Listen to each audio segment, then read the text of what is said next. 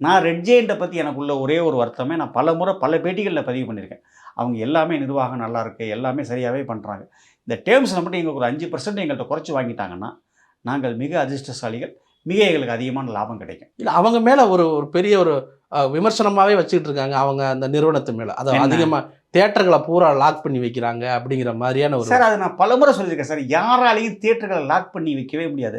ஒரு காலத்தில Sun pictures theatre பூரா லாக் பண்ணி இப்ப நான் ஒரு தியேட்டர் வச்சிருக்கேன்னு வச்சுக்கோங்களேன். என்னுடைய தியேட்டரினுடைய டிமாண்ட் 52 வாரம் ஒரு வருஷத்துக்கு. 52 வாரத்துக்கு எனக்கு 52 படம் வேணும்னு அவசியம் இல்ல. அட்லீஸ்ட் 40 படமாவது வேணும். ஏன்னா, ஒரு சில படங்கள் 2 வாரம் ஓடும். ஒரு சில படங்கள் 3 வாரம் ஓடும். ஸோ எனக்கு 52 வாரத்துக்கு 40 படம் வேணும். இந்த 40 படத்தில ஒரே நிறுவனம். அந்த நிறுவனத்துக்கு நம்ம கண்ணனே ஓனர்ன்னு வச்சுக்கோங்க.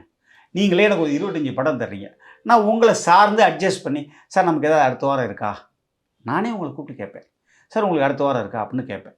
அடுத்த வாரம் இல்ல சார் வேணா வெளி படம் போட்டுக்குவேன். அடுத்த வாரம் இருக்குன்னு சொல்லிட்டீங்கன்னா, நான் உங்க படம் போட்டுக்குவேன். ஏன்னா, ஓரளவுக்கு ரஜினி, கமல், அஜித் எல்லாருடைய பெரிய படங்களும் அவங்க நிறுவனத்துக்கு வந்தது. அவங்க தொடர்ந்து படங்கள் குடுத்துட்ருக்குறாங்க.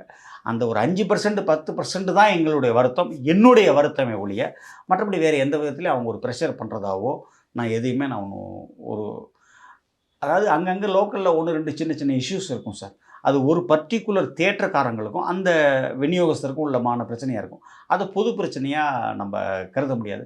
ஆனால் பட் அந்த டேர்ம்ஸ் மட்டும்தான் எனக்கு அது ஒரு நெருடலான அல்லது எனக்கு அது ஒரு லாபத்தை குறைக்கக்கூடிய ஒரு அம்சமாக நான் பார்க்குறேன்.